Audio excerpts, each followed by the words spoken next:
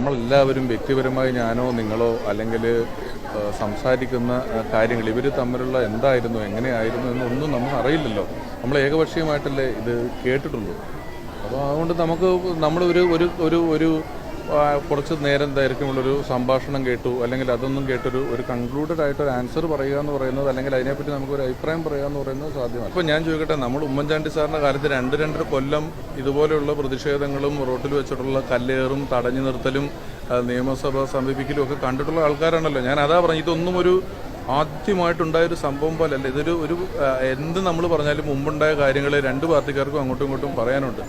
ഇത് തുരുത്തലുകളൊക്കെ തുടങ്ങണമെങ്കിൽ എവിടുന്നോ തുടങ്ങണമായിരുന്നു. അതുകൊണ്ട് കൺക്ലൂഷൻ ആകുന്നത് വരെ, ഒരു തീരുമാനമാകുന്നത് വരെ, ഇനി വിധി വരുന്നതെന്ന് വരെ എന്ന് പറയാൻ പോലും ഒരു കേസ് പോലും ഇല്ലെന്നാണ് എൻ്റെ അറിവ്. പിന്നെ ഇത് എവിടുന്ന വിധി വരുന്നതെന്ന് എനിക്കറിയത്തില്ല. അത് നമ്മൾ അന്ന് വിവാദം വന്നപ്പോൾ ഞാൻ അത് തന്നെ പറഞ്ഞത്. ആരോപണങ്ങളാണ് വന്നതെന്ന് നമുക്കും പറയാൻ പറ്റുന്നുള്ളൂ.